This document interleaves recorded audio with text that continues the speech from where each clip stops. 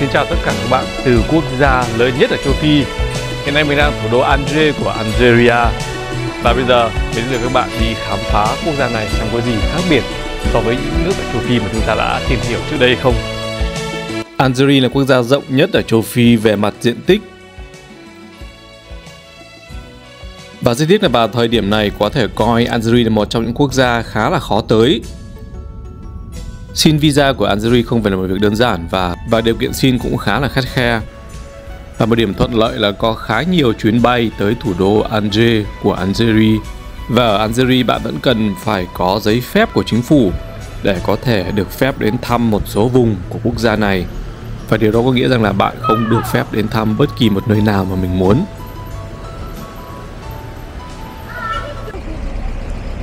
Đây là cái điểm đánh dấu cây số 0, có nghĩa là cái điểm trung tâm của thủ đô Alger.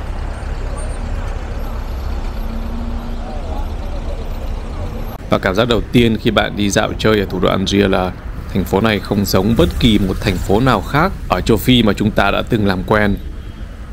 Mà cảm giác là bạn đang ở một thành phố nào đó của Pháp thì đúng hơn.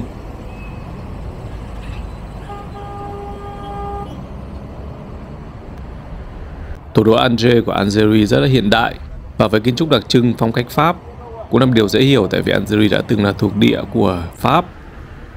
Với những tòa nhà cổ kính rất là đẹp, những đại lộ rộng rãi, thoáng đãng, sạch sẽ.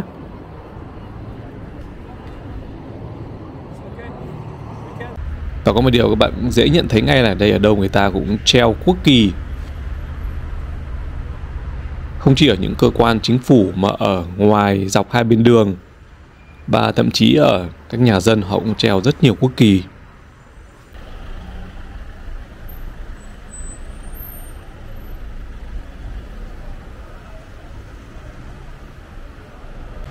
Và có những con phố với những khu chung cư dày đặc, trông rất cổ kính xong cũng rất là chắc chắn.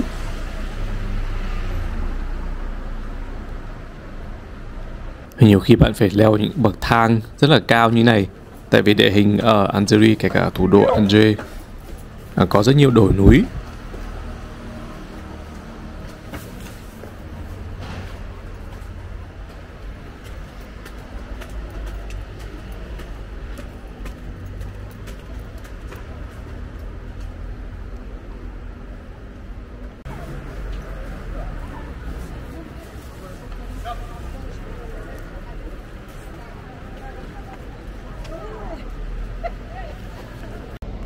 Ở thủ đô Alger có rất nhiều những con phố và những ngõ dài sâu thẳm như này, có vẻ như không có hồi kết.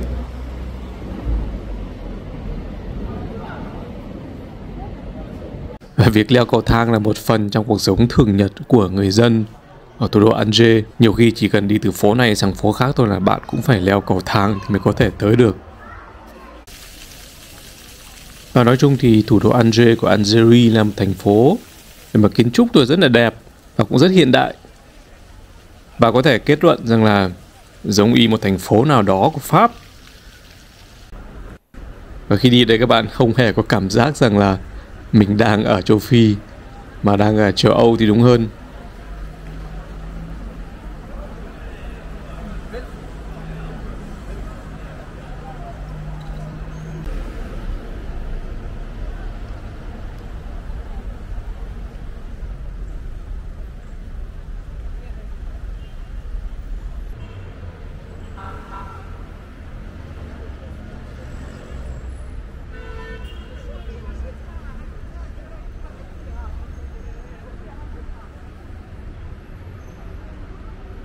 Và Algeria cũng chỉ là một trong hai quốc gia ở châu Phi có tàu điện ngầm. Và quốc gia kia đó là Ai Cập. Hệ thống tàu điện ngầm ở Algeria chỉ có một tuyến, không dày đặc lắm, tuy nhiên mới được xây dựng nên là rất là mới mẻ, hiện đại và tàu cũng rất là mới. Và các ga người ta trang trí cũng rất là bắt mắt.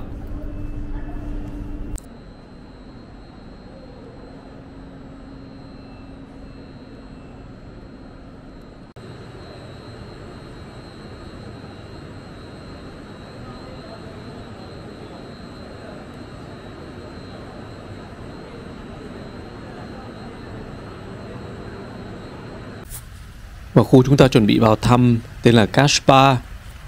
Tiếng Ả Rập có nghĩa là pháo đài, tại vì khu này đã từng là pháo đài ở thủ đô Alger.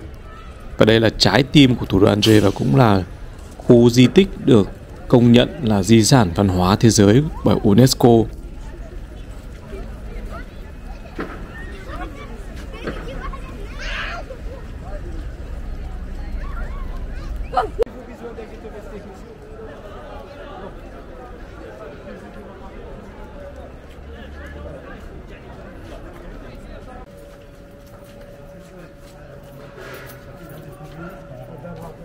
Đây là một hệ thống các con phố nhỏ dày đặc như ma trận và vào đây rất dễ bị lạc. Tuy nhiên trong này các bạn có thể khám phá và chứng kiến tận mắt cuộc sống thực tại của người dân Algeria một cách cận cảnh nhất.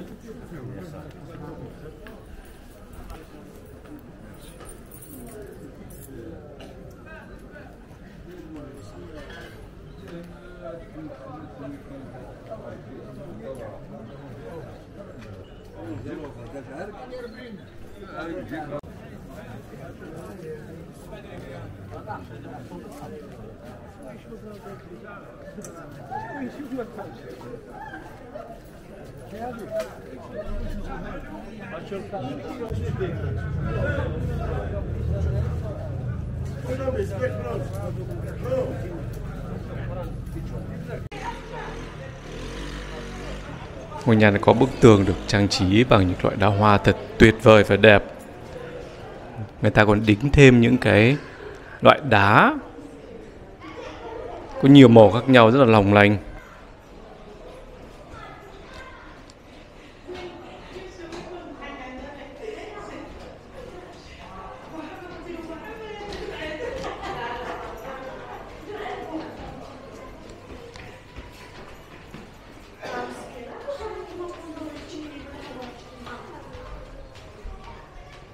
Và cầu thang lên cũng đẹp không kém. Các bạn thấy đây khả năng là cái cầu thang đẹp nhất mình đã được chứng kiến.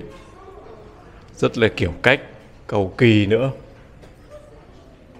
Wow, thật là tuyệt đẹp. Và cũng rất tiếc là trong này có rất nhiều công trình không được tu sửa và cũng đã bị hỏng. Thậm chí cũng hỏng khá là nặng.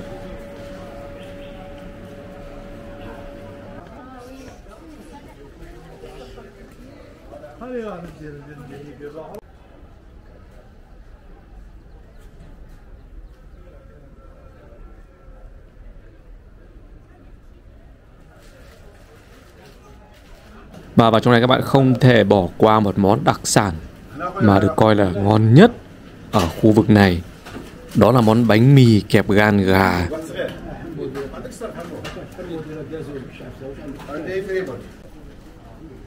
Các bạn thấy ở đây có rất nhiều người đứng đợi để mua và thưởng thức món này như một món ăn đường phố.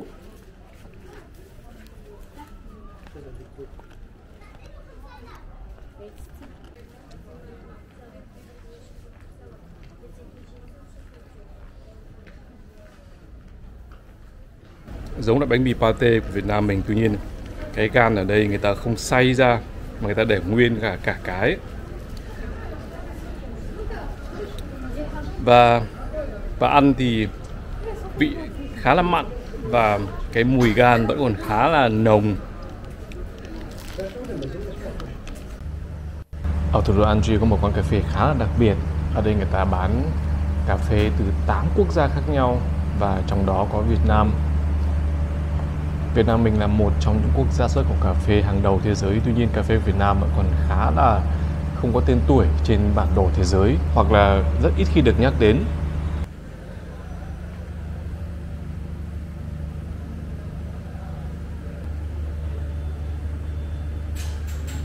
Và Algeria là quốc gia đầu tiên mà mình thấy cà phê Việt Nam được bán một cách rộng rãi và được nhắc đến tên. Vào đây các bạn có thể chọn cà phê của quốc gia trong 8 quốc gia này. Và đương nhiên là mình chọn cà phê của Việt Nam để uống.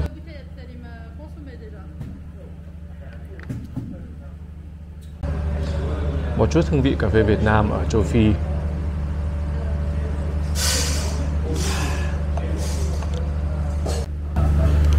Và các bạn thấy đây, cà phê Việt Nam và cà phê Ethiopia là hai loại cà phê bán chạy nhất ở quán này.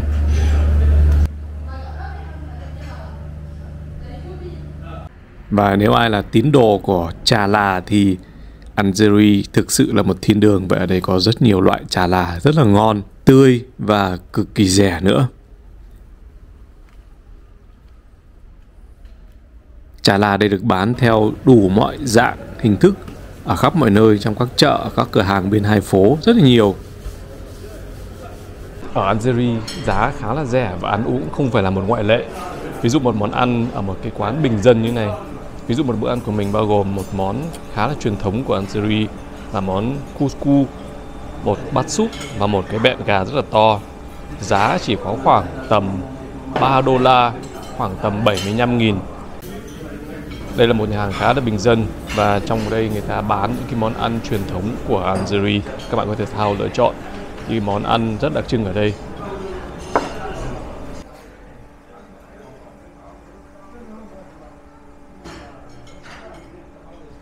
Và bánh mì các bạn có thể ăn thoải mái. Mỗi bar người ta sẽ để sẵn một cái giỏ bánh mì ở đây.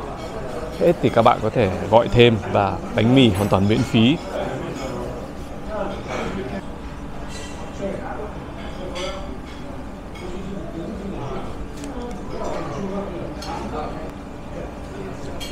Rất dễ ăn và ngon nữa, ngon bổ rẻ. Và các bạn biết rằng về mặt lịch sử, Algeria có một mối liên quan tới Việt Nam chúng ta, đó là vua Hàm Nghi của Việt Nam đã bị Pháp đưa sang Algeria đày. Và tranh thủ thời gian ở thủ đô Alger, bây giờ mình sẽ cùng các bạn đi tìm lại cái nơi mà vua Hàm Nghi đã ở ngày xưa để xem có tìm ra không. Và vua Hàm Nghi của Việt Nam được Pháp đưa sang Algeria đày vào năm 1888. Và trong thời gian bị lưu đày ở Algeria, vua Hàm Nghi cũng đã trở thành một họa sĩ nhớ quê nhà và ông đã vẽ rất nhiều bức tranh. Và những bức tranh này của ông trong thời gian vừa qua cũng đã được đưa ra bán đấu giá tại Pháp. Và cái biệt thự ông đã từng ở cũng chính là nơi ông qua đời. Và bây giờ chúng ta sẽ xem liệu mình có tìm lại được dấu vết của biệt thự này không.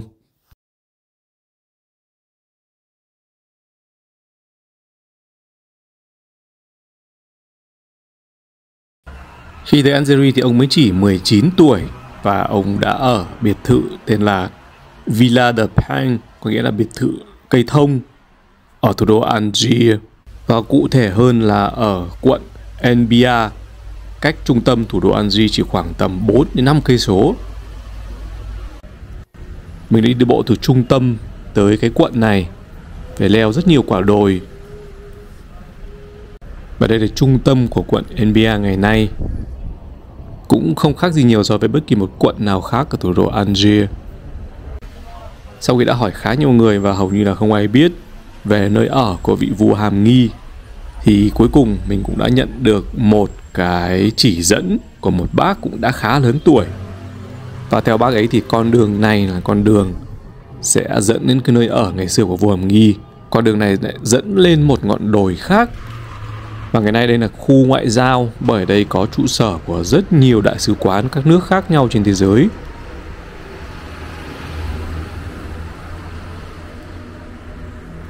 Và trên này vẫn còn rất nhiều thông, và nếu như vậy thì khá là đúng so với mô tả. Bởi biệt thự của vua Hàm Nghi ngày xưa được gọi là biệt thự của đồi thông. Và cuối cùng mình đã tìm ra cái biệt thự ngày xưa mà vua Hàm Nghi đã ở. Biệt thự đó ngày nay là tòa đại sứ quán Liên bang Nga. Như vậy là ngay bên cạnh mình đây đã từng là tòa nhà mà vua Hàm Nghi đã ở trong thời kỳ bị lưu đày ở Algeria. Ở góc này chúng ta sẽ nhìn rõ một chút, tại vì chúng ta có thể nhận biết được cái tòa nhà đó qua lá cờ Nga đã bay phấp phới ở kia. Và quả đồi này thực sự vẫn còn rất nhiều thông. Thảo nào biệt thự của vua Hàm Nghi ngày xưa được gọi là biệt thự của thông.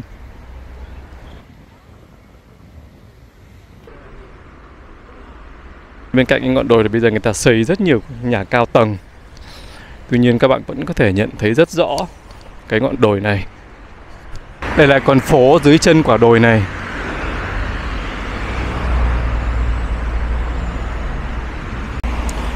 Và từ đây có thể ngắm được một phần của thủ đô Angers cũng như vịnh Angers. Còn phong cảnh từ trên đồi cao kia chắc chắn còn đẹp hơn đây rất nhiều.